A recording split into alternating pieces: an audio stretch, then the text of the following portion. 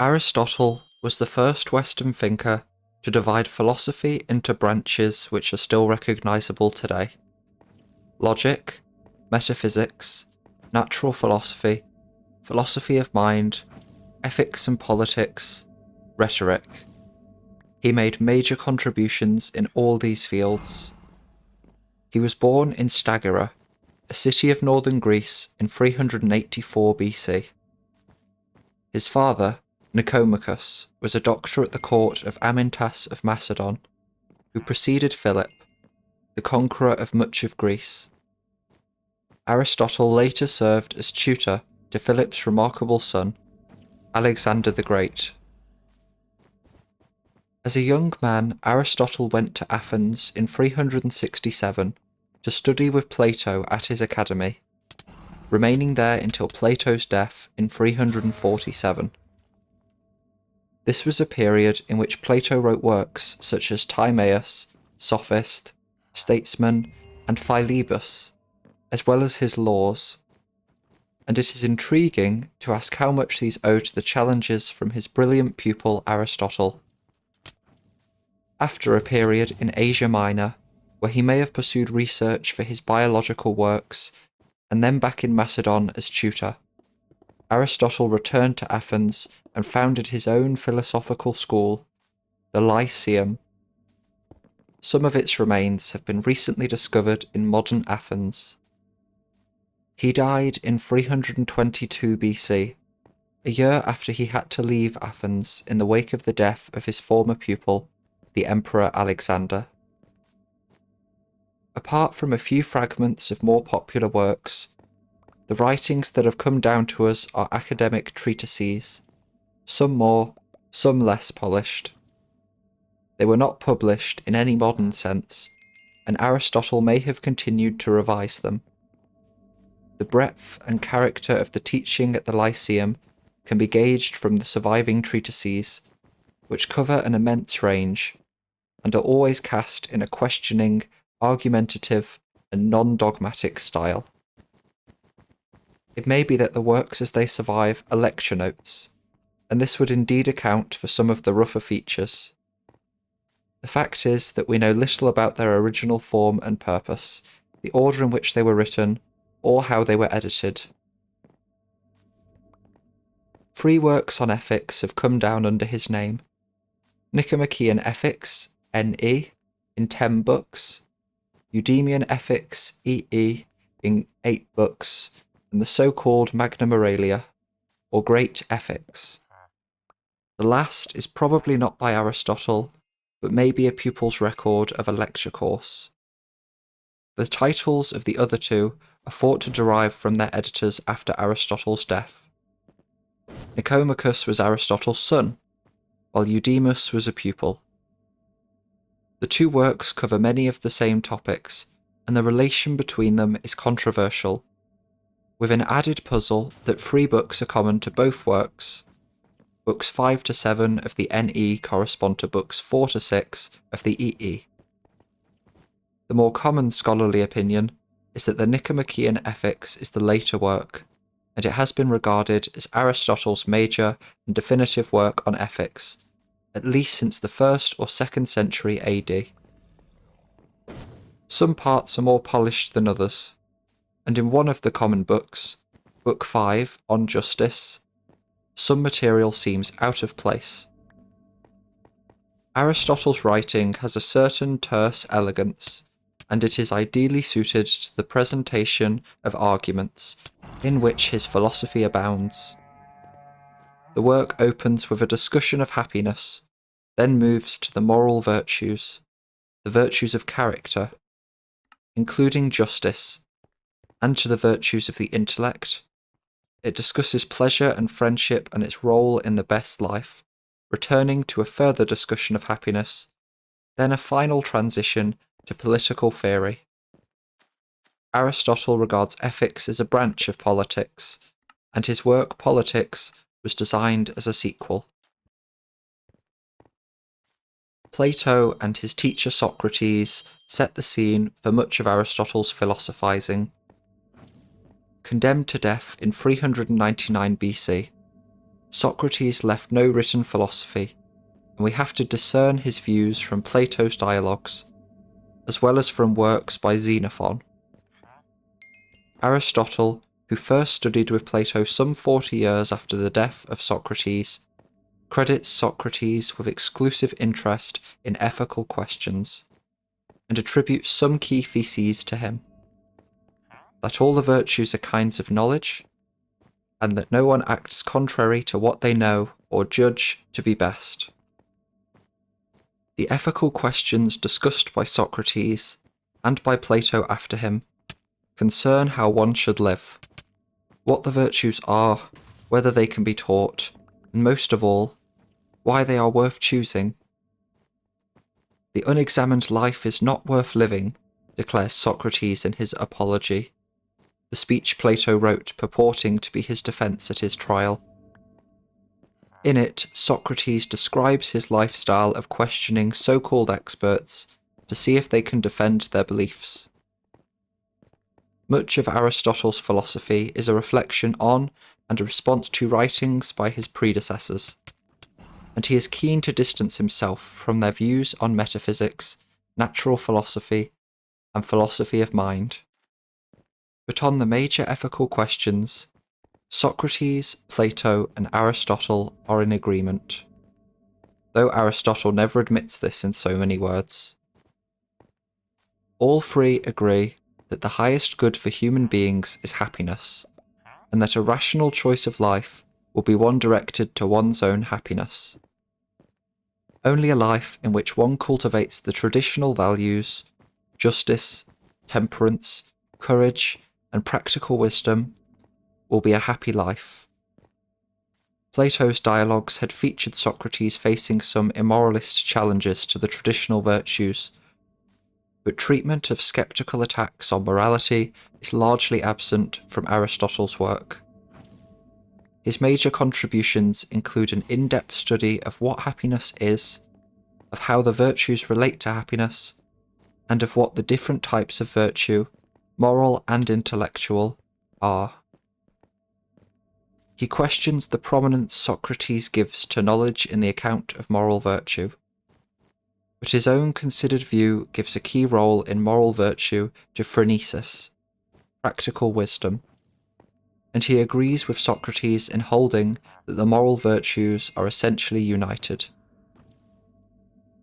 Aristotle challenges his teacher Plato in a famous chapter discussing Plato's form of the good, while admitting that the inquiry is an uphill one since the forms have been admitted by friends of our own.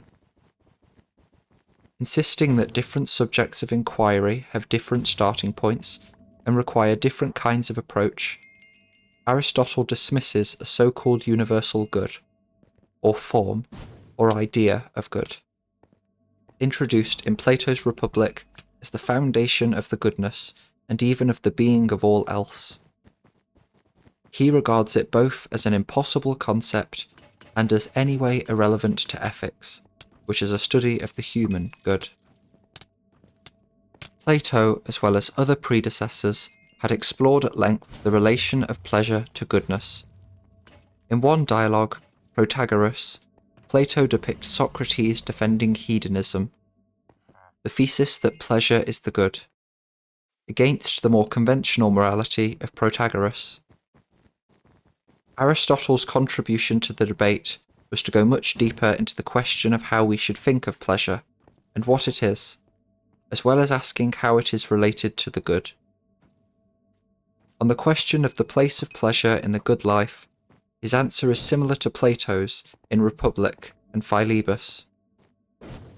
While pleasure is not the good, the best life will necessarily also be the most pleasant, involving those pleasures suited to our nature as rational beings. Similarly, Aristotle probes in great depth other concepts central to ethics, such as voluntariness, choice, deliberation, and practical reasoning. Some of these are discussed in more detail below.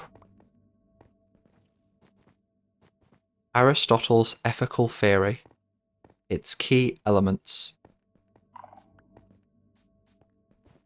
The human good, happiness. For Aristotle, ethics is the inquiry into the human good. What is the highest of all goods attainable by action?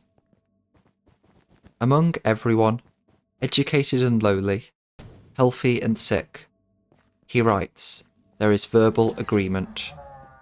It is happiness, eudaimonia, and they all equate this with doing well or faring well.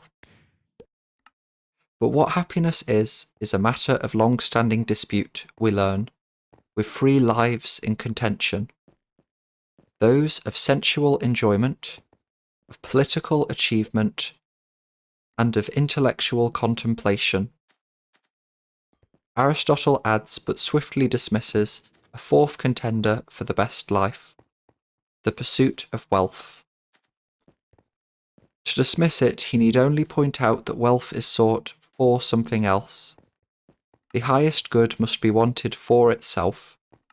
It must consist in activity, rather than some state a person is in, and must be self-sufficient and lacking in nothing. All this offers confirmation that happiness, which satisfies these conditions, is indeed the highest good. But to get a more informative answer, he invokes the idea that human beings have a function, rational activity, and concludes that happiness is excellent rational activity.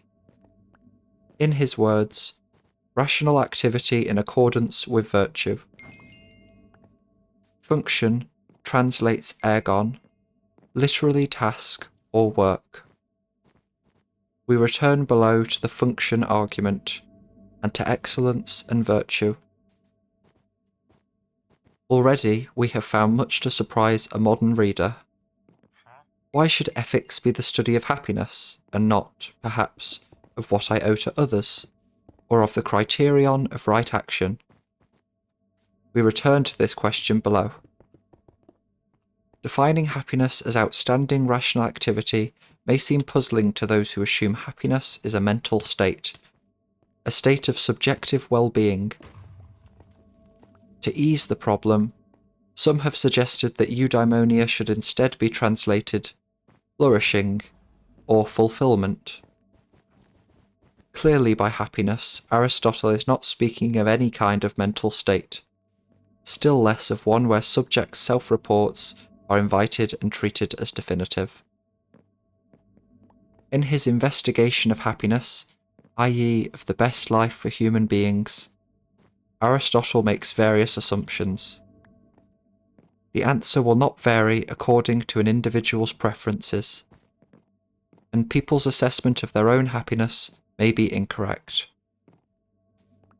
Happiness is not to be equated with pleasure, but for all that he will, in Book 10, solve the ancient question of the relation between pleasure and the highest good, by finding that the truly happy life will indeed be the most pleasant, even though the source of its being the highest good is not its pleasantness.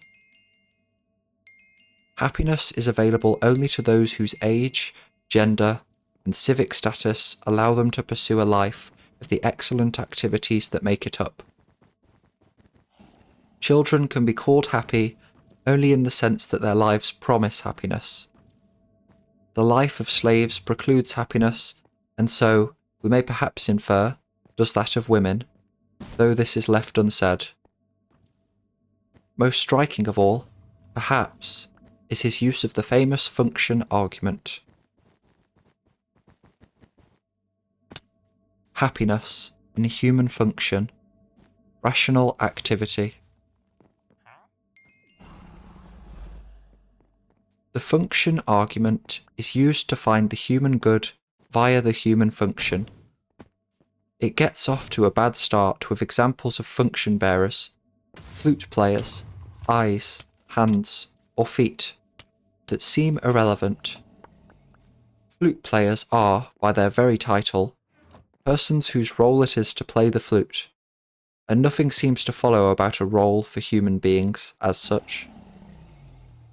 And though we can readily agree that the eye's function is to see, this is because that's the role it plays in the whole organism.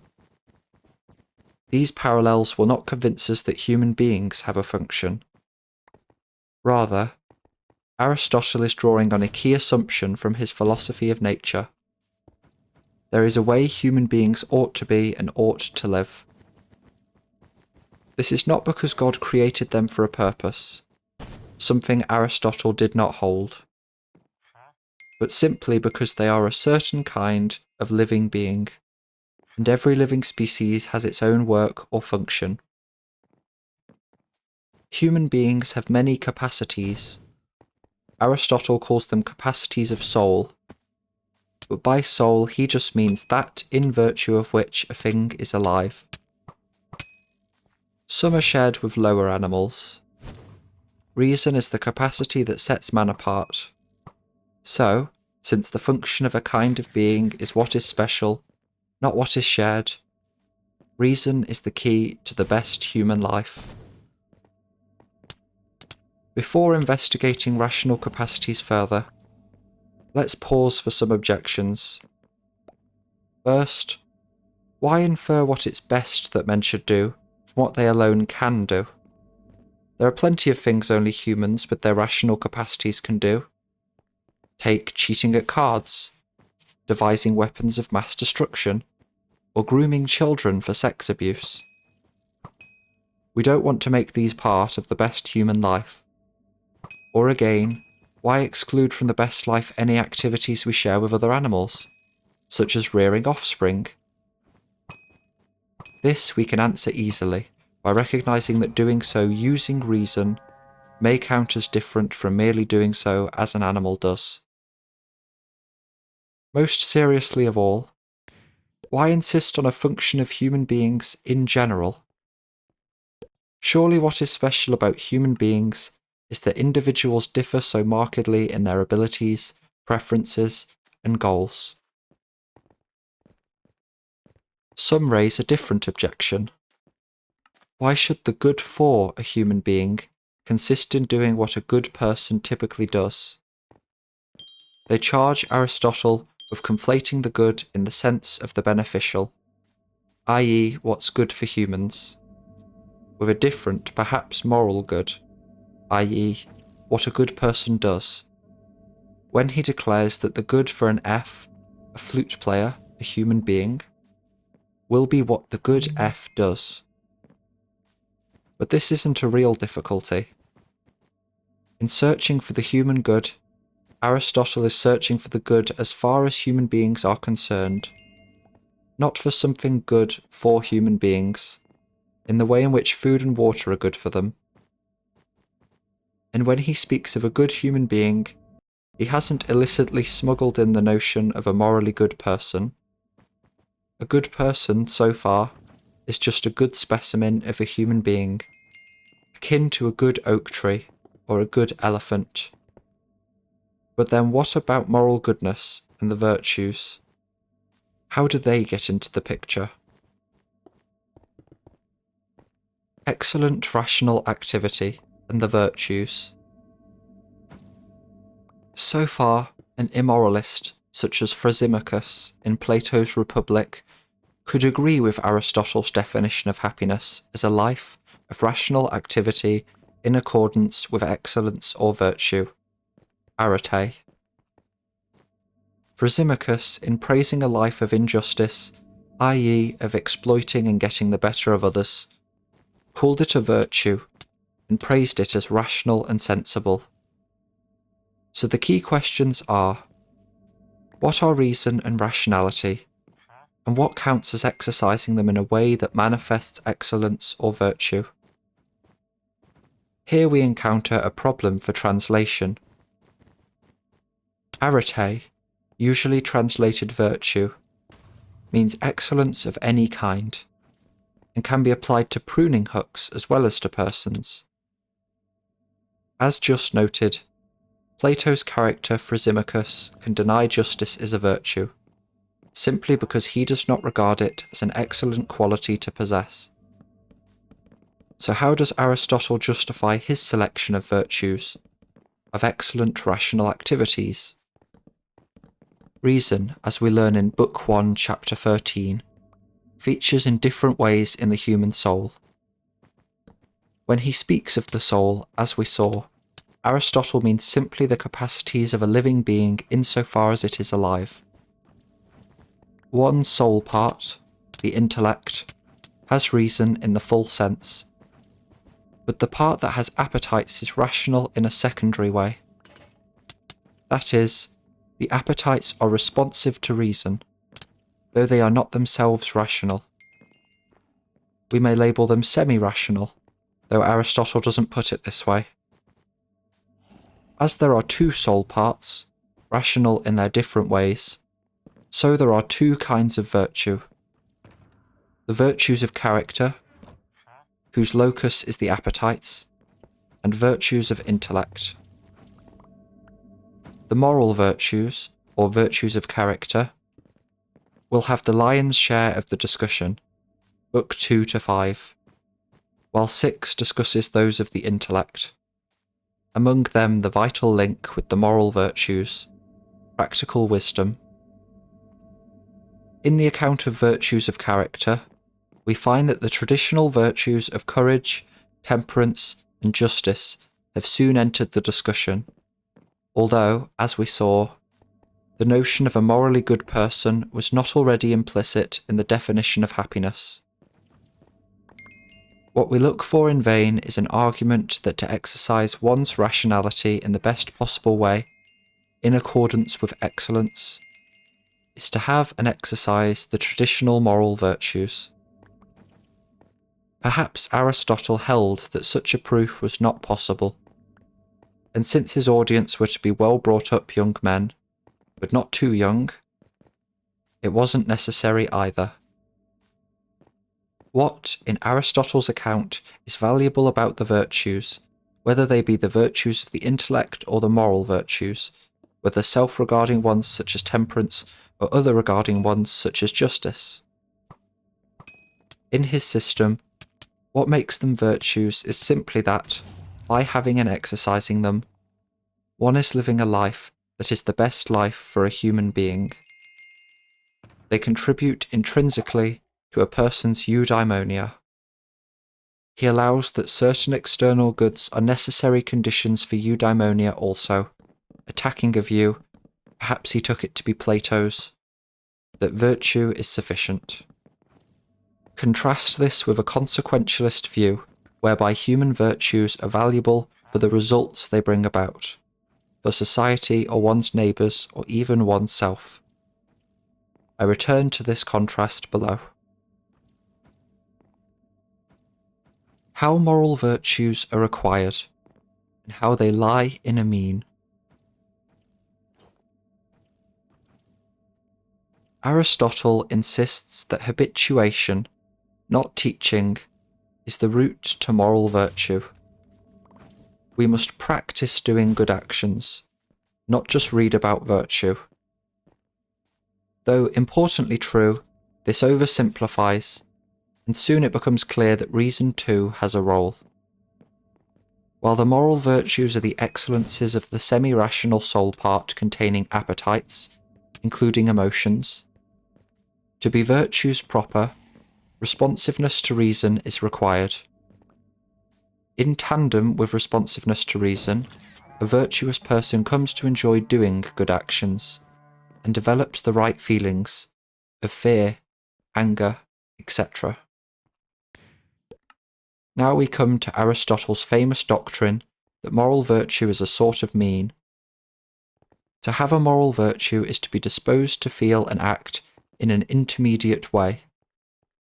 Virtues are mean or intermediate states. We should not think of this as a doctrine of moderation in everything. Rather, it requires having feelings, e.g. of anger, and responses that are intermediate in the sense of appropriate or proportional. Although Aristotle characterizes this as avoiding excess and defect, too much and too little, in truth that idea is somewhat misleading, because not every way of going wrong involves too much or too little. More helpful is the characterization of the intermediate as what is best, and as doing and feeling at the right times, with reference to the right objects, towards the right people, with the right motive, and in the right way. His eventual definition of a moral virtue is that it is a state of character concerned with choice, lying in a mean, i.e. the mean relative to us, this being determined by reason, and by that reason by which the man of practical wisdom would determine it. So far he has outlined the roles of feelings and actions, and identified moral virtue as an acquired state of character, disposing us to feel and to choose to act appropriately. As the last clause of the definition reveals, this leaves a gap in his account, to be filled once he comes to discuss the virtues of intellect, of which practical wisdom, phronesis, is one of the most prominent. Virtue proper and continence. Imagine two soldiers. One is reasonably fearless without being a daredevil, has developed a proper sense of what dangers ought to be faced, and is able to face them feeling just the appropriate degree of fear. His comrade in arms is different. Plagued by terrors, he nonetheless manages to hold his post and play the part in battle he knows is expected of him. The first, but not the second soldier, is to be credited with the moral virtue of courage, according to Aristotle. Or again, imagine free citizens, with access to the pleasures a city can offer.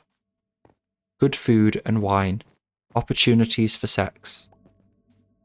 Citizen A desires and enjoys these in the appropriate measures, with due reflection, but without any feeling of conflict. B indulges to no greater an extent than A, but often has to rein in his overstrong appetites for physical pleasures, while C is aware that he should do so, but at times succumbs and indulges more than he knows he should. Of these, A has the virtue of temperance, while B is merely continent, or self-controlled, enkrates, and C is incontinent, in other words lacking in self-control though not yet vicious, since he realises he shouldn't indulge in the ways he does. Aristotle's verdict, that A and not B is the morally virtuous one, has seemed perverse, and indeed shocking, to an ethical outlook deriving from Christianity that values overcoming temptation. But we must recall that moral virtue, i.e. excellence of character, is the best state of character a person can possess. If, by wishing you could bring it about that your godson becomes one of these, you would surely wish him to be the first, not the second soldier, and again, like A, to be free of unruly or overpowerful appetites, rather than the one who has to curb them. We find no extended discussion of continence, but its opposite, incontinence, receives lengthy discussion because of the apparent problem it poses in Aristotle's moral psychology, discussed below. The virtues of intellect and practical wisdom. The account of happiness requires a discussion, Book 6, of the virtues of intellect for two reasons. First, as virtues, they are needed for the best life. To be happy, one must employ these virtues in thinking and reasoning. Second, as we saw, the definition of moral virtue contained an essential reference to reason, namely, the reason the phronimos, the person of practical wisdom, uses to determine what the virtuous act is in any given instance. For brevity, I use henceforth the Greek term the phronimos. So we need in particular a discussion of phronesis, practical wisdom. Highlighting the distinction between theoretical and practical thinking, Aristotle aligns it with a distinction between necessary truths, such as those of mathematics, and contingent truths, such as whether there will be a sea battle tomorrow. On the theoretical side, he finds two virtues: scientific knowledge and intuitive reason, which together constitute wisdom, Sophia. Since scientific knowledge requires proof, and any proof has to start from unproven assumptions, intuitive reasoning, nous, is needed as the grasp of these starting points for the deductive reasoning he takes scientific knowledge to require. On the practical side, dealing with matters that can be otherwise, hence are suitable for deliberation, he draws an important distinction between making, the province of art, i.e. expertise in producing some outcome, and doing, where no outcome beyond the doing itself is aimed at. Practical wisdom, phronesis, is the intellectual virtue concerned with doing. The complex discussion reveals some tensions in his account. Does the phronimos need general principles, or is it enough to be right in particular cases? To what extent does he deliberate and reason, or is phronesis more a matter of seeing the salient features in any situation calling for action? The latter is certainly a key feature of phronesis. In the last 2 chapters of Book 6, further important points are made, reinforcing the close connection between phronesis and moral virtue. Virtue makes the goal correct, and practical wisdom makes what leads to it correct. At first sight, this suggests there is a problematic division of labour, and that the role of practical wisdom is nothing more than means-end reasoning. But this cannot be the full picture Aristotle wishes to paint. For unless reason guides someone's emotional development, they will not possess moral virtue in the first place. By the end of Book 6, we find that the initial division of virtues into the moral and the intellectual was somewhat misleading. Phronesis, though it is an intellectual virtue, cannot develop independently of the moral virtues, while they, in turn, though virtues of the non-rational, or as we called it, semi-rational, part of a person, can only reach their perfection under the guidance of reason. The final account of happiness, Contemplation. Returning in Book 10 to the initial question, Aristotle writes, "If happiness is activity in accordance with virtue, it is reasonable that it should be in accordance with the highest virtue, and this will be that of the best thing in us." As he goes on to argue, the best thing in us is one aspect of reason, not reason in general. It is the aspect that studies unchanging objects and necessary truths. The highest activity is contemplation, and its virtue and wisdom, Sophia, in that special sense confining it to excellence in theoretical, i.e. philosophical, thinking. Invoking once again the criteria he laid down in Book 1, Chapter 7 for the best good, he tries to show that the contemplative life is most end-like and most self-sufficient, and surpasses the life of moral virtue in both those respects, and others. Does this betoken a change of emphasis, or did Aristotle even in Book 1 lay the ground for his eventual declaration that the contemplative life is happiest, with the life of moral virtue only happiest in a secondary way? This is a matter of intense scholarly dispute, and hard to resolve. One school of interpretation finds Aristotle firmly advocating an inclusive account of happiness in Book 1, Chapter 7, such that the best life will include the best combination of those goods we desire for themselves. Only thus can it not be made more desirable by the addition of other goods. But if Aristotle favoured such an inclusive account in Book 1, this seems to clash with selecting just one kind of activity, contemplation, as best, and relegating the practice of moral virtue, with its consort practical wisdom, to second place. The other line of interpretation notes that alongside indications that happiness is an inclusive end, Book 1 already hinted that happiness would be identified with the best of the best activities. Nonetheless, Most of the work is focused on the moral virtues and on related issues in the philosophy of action, such as voluntariness, choice, and deliberation. That being so, the reader is likely to find surprising the final paean to the life of contemplation, and the downplaying of the value of morally virtuous action. Aristotle's focus on practical matters, however, returns in the final chapter. True to his initial statement that ethics is a branch of politics, he asks how morally good behaviour and the dispositions, the moral virtues that prompt it, can best be developed.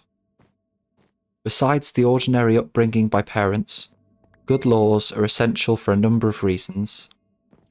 Laws ordain certain aspects of child rearing. They set standards for good behaviour, and people respond better when laws, rather than despots, seek to impose standards. So a full study of ethics will need to include the discussions of law and of the best type of constitution that he will proceed to give in his Politics. Aristotle's Ethics and Alternative Approaches. Those who read Aristotle and are familiar with some other important approaches in ethics are bound to ask how the theories compare. Some even claim that Aristotle isn't really discussing morality as we now understand it at all. I touch briefly on two more recent and famous ethical theories, and then look at a newer approach, so-called Neo-Aristotelian virtue theory. Kant. Kant's moral theory is adumbrated in the groundwork of the Metaphysic of Morals. A later work, the Metaphysic of Morals, develops and in some ways mitigates the positions taken up in the groundwork. Its key tenets include the idea that goodwill is the only unconditionally good thing, and that to have moral worth, actions must be done from the motive of duty. Emotions, feelings, and inclinations, even benevolent ones, contribute nothing to the moral worth of an action. Neither actual nor intended consequences can give an action any moral worth, but only its being done for the sake of duty. Famously, he writes, "I ought never to act except in such a way that I can also will that my maxim should become a universal law." In a different formulation, he insists that one must always treat humanity never solely as means, but always also an end in itself. Even from this very brief sketch, some seemingly sharp contrasts with Aristotle's theory are evident. For Kant, goodwill is the unconditionally good thing, for Aristotle, happiness. While Aristotle assumes that one's own happiness is the end it is rational to aim at, and is what the phronimos is concerned with, Kant goes so far as to deny that one's own happiness should be any proper concern of what he calls pure practical reason. There is no doubt, in part because Kant differed from Aristotle in his understanding of happiness. For Aristotle, the virtuous man is one who enjoys his good actions, and who has the appropriate feelings, as well as acting correctly. By contrast, Kant, in effect, accords moral worth to the person Aristotle calls merely continent, since what matters, on Kant's account, is whether the agent is motivated by duty, not what their feelings are. Kant cannot allow that moral worth could depend in any way on non-rational appetites or inclinations. And though both thinkers lay important stress on the role of reason in the ethical life, it takes a rather different form in each. Universality is the hallmark of the morality of a maxim for Kant. Aristotle, however, in his account of practical wisdom, lays more emphasis on the particularity of the circumstances, and the need for the phronimos to see the ethically salient features in each case. Consequentialism. Consequentialist theories, of which utilitarianism is the most famous version, take a very different form. Jeremy Bentham and J.S. Mill, a close reader of Aristotle, are the most famous advocates of utilitarianism. As we saw, Kant's theory emphasized the motive of duty and denied any role to consequences. For this reason, it is classed as a deontological theory. Consequentialism, as its name suggests, regards the consequences of actions as the only feature relevant to their rightness.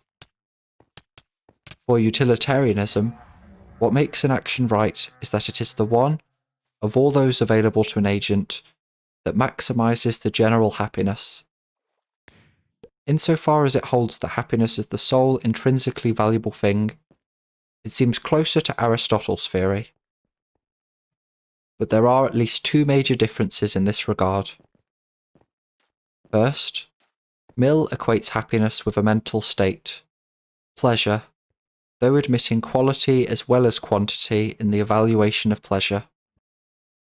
More importantly still, utilitarianism insists that it is the happiness of all, including sentient non-humans, and not just the agent's happiness, that is the criterion for right action. Mill writes, "Between his own happiness and that of others, utilitarianism requires him to be as strictly impartial as a disinterested and benevolent spectator. And while a consequentialist theory does value many of the virtues and encourage their cultivation, it regards them as only instrumentally valuable. That is, they are valuable for the consequences they help bring about, since the virtues are propensities to do right actions, i.e., ones that maximize the general happiness." Despite their enormous differences, Kantian and consequentialist ethical theories share some features. Both are primarily concerned with what makes actions right, or in Kant's terms, what gives actions moral worth. Both seem to require impartiality, a certain disinterestedness, and a detachment from one's own concerns. That is not to say that for these theories morality is simply a matter of one's relations to others. Kant holds that one has duties to oneself, and in consequentialism, the agent's own happiness is no less, but also no more, important than that of anyone else. But both theories lay an emphasis on disinterestedness and impartiality that contrasts sharply with what we might call the agent-centered approach of Aristotle. While his theory is by no means narrowly egoistic, it is certainly ego-centered. Neo-Aristotelian virtue theories. Since the mid-20th century, several writers have attempted to forge theories that avoid some of the perceived objectionable features of both the Kantian and consequentialist approaches, and in doing so, have appealed to what they take to be essentially Aristotelian themes. There are two ways to approach this task, both of which make the notion of the best kind of human life prominent. One approach is to abandon the idea that an ethical theory has to offer its own criterion of right action. It should stress instead the questions of what sort of person one should be, and how one should live, taking into account human nature and perhaps the nature of the community in which one lives. A second way is to develop a theory like the first. That, like the first, gives a central role to human flourishing and the virtues. But that also claims to offer a criterion of right action, of a very different kind from that offered by each of the rivals discussed above. Central tenets of the second version of virtue ethics are: 1. What makes a virtuous action virtuous is that it is what a virtuous agent would do in the relevant circumstances. 2. A virtuous agent is one who possesses the virtues. 3. Virtues are those character traits that enable a human being to flourish, i.e., to live the best life. Now the Aristotelian provenance of 2 and 3 are clear, and 3 is a highly controversial claim, insofar as it assumes that the virtues necessarily benefit the person who possesses them. Not that they do so in the way medicine benefits a sick person, because being healthy can be attained without medicine, while on the theory in question, flourishing, eudaimonia, without the virtues is not possible. They are intrinsically, not instrumentally beneficial to the possessor. But should we credit Aristotle with one also? The answer yes may be suggested by a remark in Book 2, Chapter 4. Actions, then, are called just and temperate when they are such as the just or the temperate man would do. But arguably, the point of this remark is different, as the context indicates. The purpose of this chapter is to establish Aristotle's claim that you can do a just act without yet being a just person. He needs that for his important view that we become just by doing just acts. In the above quotation, he may simply be driving the point home, as indeed the sequel to that quotation suggests. If he is not committed to one above, and if that is thought to be a key tenet for virtue ethics, the so-called explanatory priority of the virtues over right or virtuous actions, then to that extent, modern virtue ethics goes beyond what Aristotle intended. But if we deny that Aristotle held one, then the question arises again: what, for Aristotle, makes a given action a just or a temperate action? We have already seen that his theory of the moral virtues makes essential appeal to the idea that a virtuous action is one where an agent feels and does what is appropriate, intermediate or mean, in a given situation. But as Aristotle himself acknowledges, this is no more helpful than saying to someone who wants to be healthy, do what medical science would prescribe. Another important claim Aristotle often makes is that a virtuous person chooses certain actions because of the noble. Callan. Again, this hardly clarifies matters. What is it to act for the sake of the noble? Must an agent act from the thought that his action is noble? Probably not, but at least the man with the virtue of pride will do so. And what characteristics of a way of acting qualify it as noble? There are no clear answers to these questions in our text, and no systematic discussion of the noble. But Aristotle would, I think, simply reject outright the demand for a criterion of right action. He expects a well-brought-up person to have a pretty good idea of what features and considerations are relevant to acting well in any given situation, and these considerations will be of many and various kinds. What consequences the action has, especially for the common good, will be one factor. The relationship in which the agent stands to the other parties involved will also be crucial.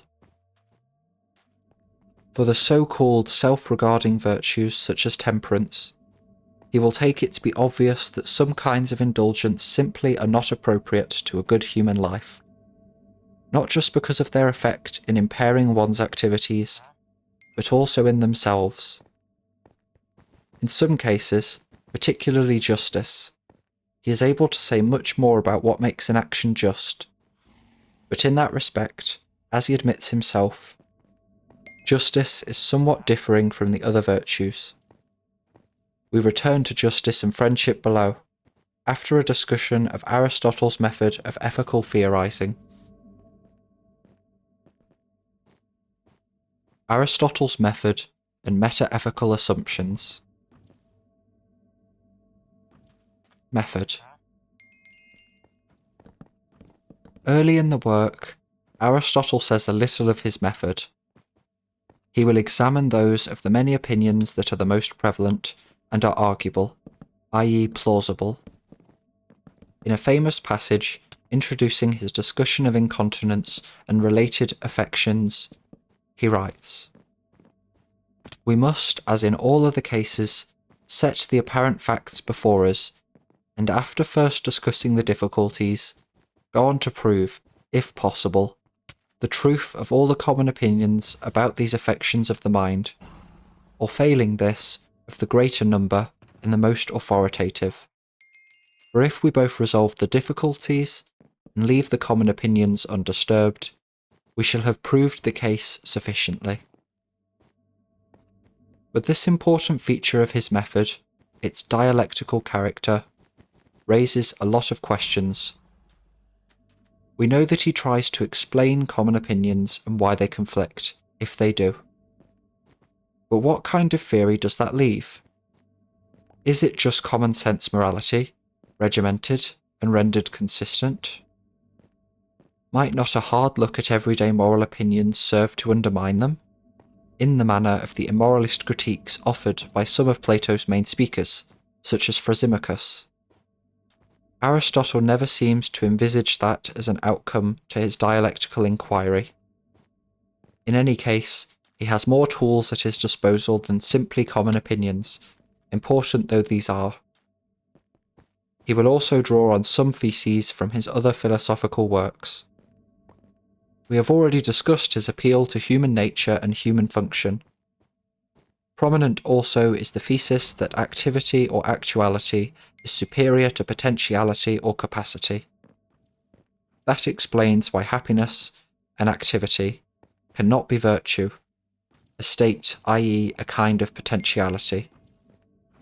Views about the parts of the soul and the nature of the gods are important too.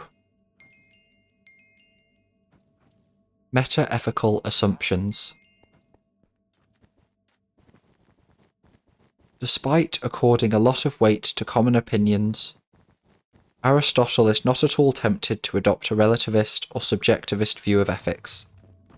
That is, he neither holds that right and wrong can only be relative to a given society, nor that right and wrong are simply a matter of what someone or some group believes to be so.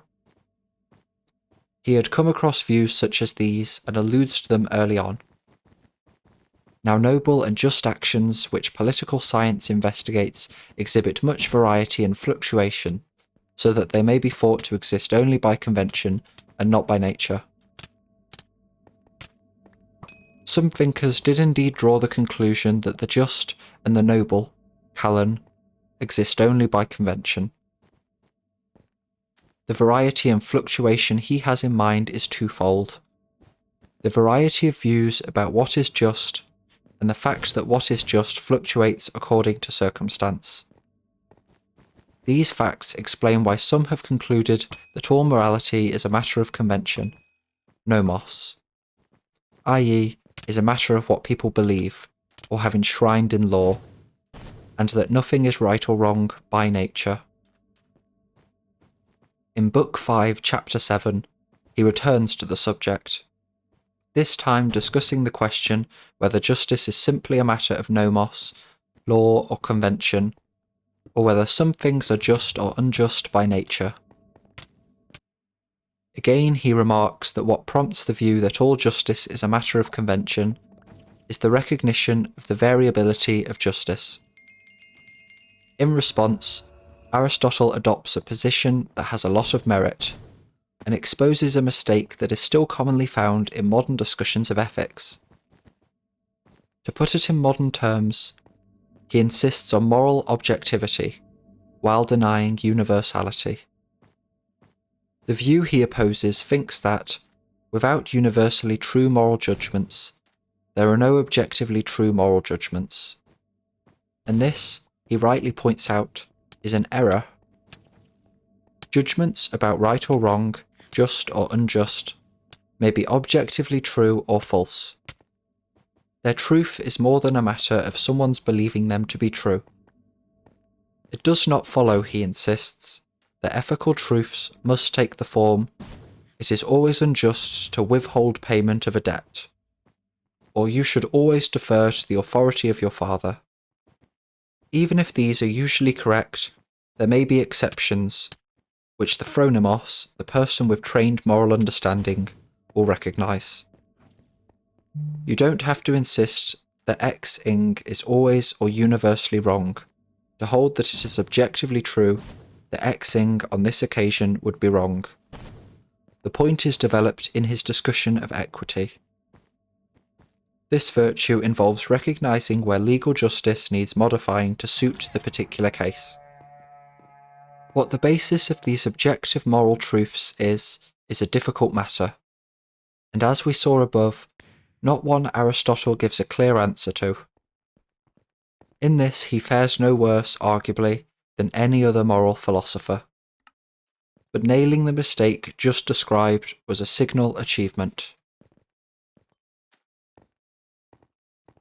Other regarding and self-regarding concerns. As we have seen, Aristotle holds that it is rational to make my own happiness the end at which I aim. His ethics is the study of what happiness is and how it is to be achieved, and his account of the virtues assumes that the virtues, both moral and intellectual, are essentially states that benefit their possessor. Does this not miss the point of morality, some will ask? What room does he leave for concern for others, for the need to recognise the claims they have on me, and at times, to give them priority over myself and my own happiness? While a full answer to these questions cannot be given in this brief introduction, consideration of two so far undiscussed topics will help: justice and friendship. Justice, Book 5. Justice is another's good, declared Thrasymachus, and so he declares it to not be worth having. Aristotle agrees with the first, but still holds it to be a virtue. As a virtue, it must be good for the agent as well as for others, though Aristotle does not spell out how this is so. Instead, he draws some important distinctions, some of which have dominated accounts of justice ever since. First, he distinguishes what he calls universal justice and injustice from particular justice and injustice. Universal justice, he says, is the whole of virtue in its other regarding aspect. Particular justice is one specific kind of virtue, which in turn has important subdivisions. The whole of virtue in its other regarding aspect is an interesting concept, suggesting that in some way all branches of moral virtue, even those we think of as self-regarding, such as temperance, involve our relations to others. But Aristotle does not develop this intriguing idea further. Instead, he goes into particular justice, distinguishing distributive, the variety that deals with the fair distribution of goods and burdens, from what he calls rectifactory justice. In the first, he makes the crucial observation that sharing goods fairly means taking into account the relevant merits of the parties concerned, and sharing out the goods in proportion to those merits. But he doesn't attempt to discuss what is the right basis to take account of. As such, he gives a formal, but not a substantive account of fair distribution. As for the second, rectifactory justice, instead of discussing just punishment as we might expect, he focuses on making things right for the victim, hence the label rectifactory. The conceptual distinctions he draws in these chapters, with the help of some mathematical illustrations, are important. But we look in vain for a defence of acting justly, of a kind that would answer the skeptic's worry that acting justly benefits another and not oneself. Friendship. 1/5 of the whole work, books 8 and 9, is devoted to friendship, a mark of its importance for Aristotle. In these books, we find further exploration of the role of other regarding concerns in ethics. But it takes a very different shape from that found in moralities that stress impartiality. In his account, the people we can consider our friends can extend as widely as fellow citizens, but some relation to the agent is crucial. The term friends includes loved ones such as relatives, business associates, and others. The idea that we might have obligations to others simply as such is completely absent from Aristotle, and from all moralities he would have been familiar with. The best kind of friendship he maintains is a friendship with those to whom we wish well and with whom we can spend time in shared valuable activities, all because of their virtue. Friendships based on pleasure and utility also exist, he allows, but only the first kind is perfect friendship. On the one hand, we may be puzzled by this restriction, and may protest that true friendship can exist between those who are not virtuous people. On the other, we may feel that Aristotle still has too egocentric an approach when he argues that our relation to our friends is in some way derivative from our relation to ourselves. In an important chapter on self-love, we find him recognizing, and not fully resolving, the tension between his egocentric approach and his correct insistence that in friendship one wishes another good for that other's sake. In the books on friendship, contrasting aspects of Aristotle's writings are very evident. His more theoretical discussions can seem obscure and strained. For instance, his convoluted proof in Book 9, Chapter 9, showing why the happy person will need virtuous friends. But at many points, for instance in the chapters discussing specific issues, the casuistry of friendship, and in his insightful remarks about the love of mothers for their children, we find Aristotle displaying a sure touch and a more plausible grasp of the nature and value of friendship. Aristotle's moral psychology. Voluntary and involuntary. Students of virtue and legislators alike need to know about the basis of voluntariness. The main outlines Aristotle gives have stood the test of time.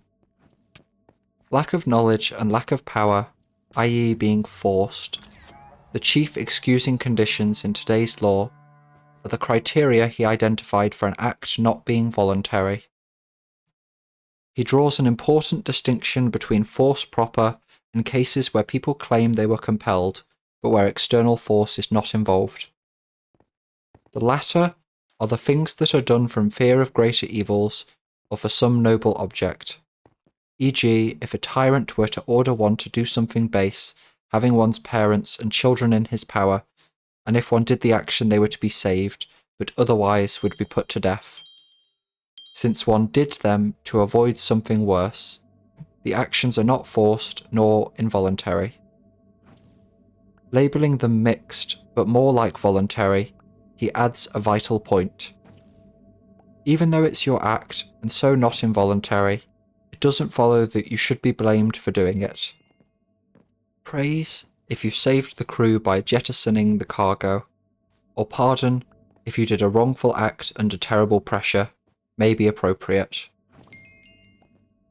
The discussion of when ignorance makes an act involuntary is complex, but contains an important distinction. The excuse, "I didn't know," is not sufficient to exculpate. What matters is whether the ignorance was your fault or not. Hence, acts done in ignorance but by reason of drunkenness or anger don't count as involuntary, and are liable to blame. In Book 3, Chapter 5, Aristotle tries to show, against the skeptics, that we are responsible for our good and bad characters, as well as for our good and bad actions. This is the closest he comes to a discussion of the modern problem of the basis of moral responsibility. He puts the skeptics' arguments strongly, and though he dismisses them, he perhaps concedes something to them when formulating his conclusion. We are somehow part causes of our states of character. Choice.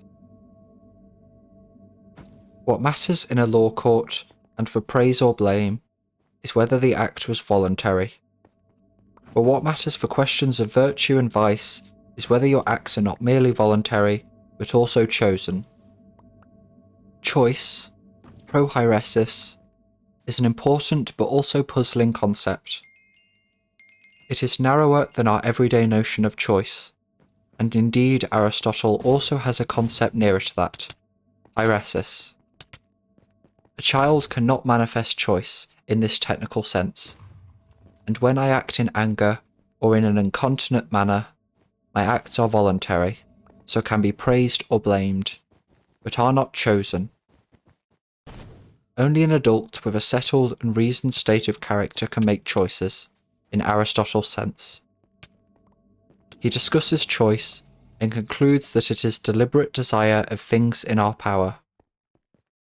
Virtue was defined as a state of character concerned with choice, in other words, issuing in choices, and vice is the same, except of course that the choices of the one are good and of the other bad.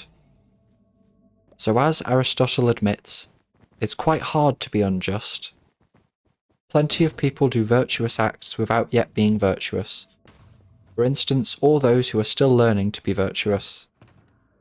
Their acts may be praised, even though they cannot yet be credited with possessing a virtue. And plenty of people do bad acts without being vicious. Their bad acts are voluntary and deserve blame, but are not choices. Signal examples of these are incontinent actions. Incontinence.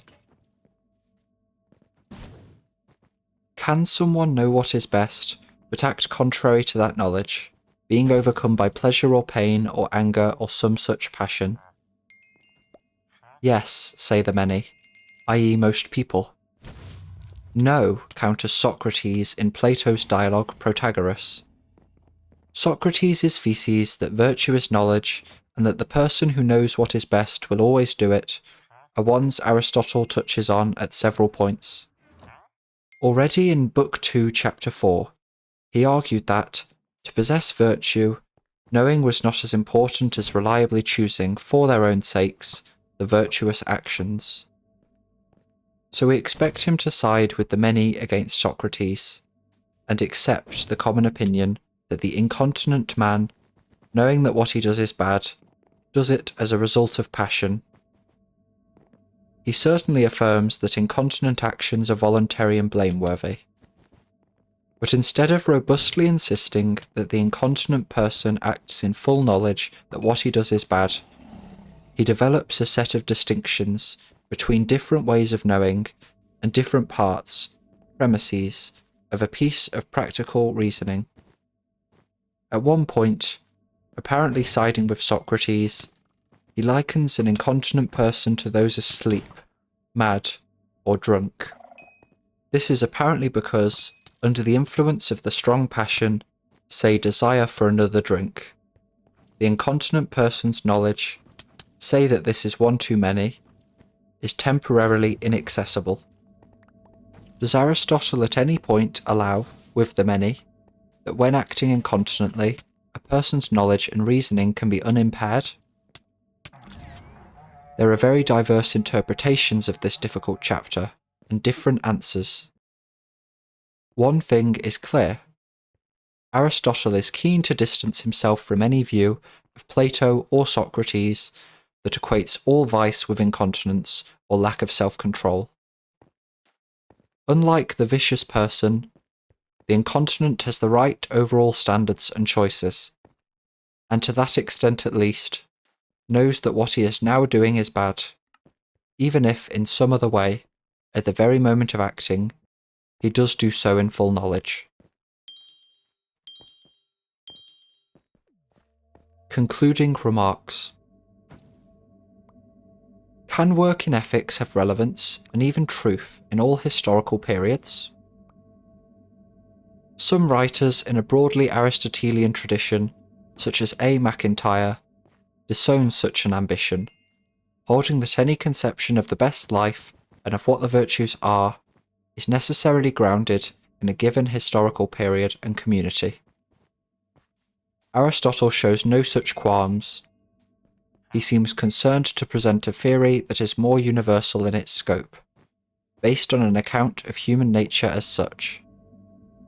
But 2.5 millennia later, and in the light of developments in morality and in moral theory, today's readers may be struck and even appalled by some of his assumptions and values. Aristotle accepts slavery and a lowly status for women, without question, though his remarks on women's love for their children are telling and sympathetic. The translation makes no attempt to avoid the frequent use of man, as in the truthful man, the boastful man, the good-tempered man, and so forth. For the virtues and vices described are those of males, and his assumption from the start is that the best life can be lived only by well-born, well-educated male citizens, with no need to earn their own living. Only these can develop those virtues, intellectual and or moral, in whose practice the life of happiness consists. And in the list of virtues and vices we find some surprising inclusions, and likewise omissions. We have already seen that impartiality was no kind of ideal for Aristotle, though to what extent it should be reckoned of value today is a controversial matter. Likewise, the idea that we should try to alleviate suffering and help our fellow men no matter how remote from us is quite foreign to Aristotle, and indeed to all at his time. Neither kindness nor cruelty get a mention, despite the proximity Aristotle had had to the ruthless conqueror Alexander. For Aristotle, the virtue of truthfulness is a matter of being appropriately open about your own merits, not of truth-telling in general. The two grand-scale virtues are perhaps at first sight the most foreign. Magnificence, making large-scale public donations appropriately, and megalosoukia, literally greatness of soul, but here translated as pride. The properly proud man is and knows himself to be worthy of great honour. He acts appropriately. He is a man of few deeds but great and noble ones, with a slow step, a deep voice, and a level utterance. But here too many readers find some admirable features. The proud man overlooks wrongs done to him, speaks his mind freely, maintains his dignity among equals but is unassuming with those of lower social status, does not gossip or harbour grudges. For many readers, the most alien aspect of Aristotle's ethics may be his ultimate elevation of the life of philosophical contemplation above any other life, including that of the active citizen who develops and manifests the moral virtues. We have already noted the scholarly dispute over this perhaps surprising development at the end of the work. However, many traditions, both Western and Eastern, accord highest place to a life in which man transcends his more human nature and the need for the human virtues. From a different perspective, we might be surprised that Aristotle never considers as a candidate for the best life that of the poet or dramatist, artist or sculptor. The reason, I think, is to be found in a metaphysical assumption. Any activity that has an end beyond itself is for that reason less valuable than activities that are ends in themselves. At one blow, all forms of creativity are demoted, including perhaps Aristotle's own productive investigations into all matters philosophical. Yet, despite his strange claim that those who know pass their time more pleasantly than those who inquire, we may be thankful for Aristotle's life of inquiry.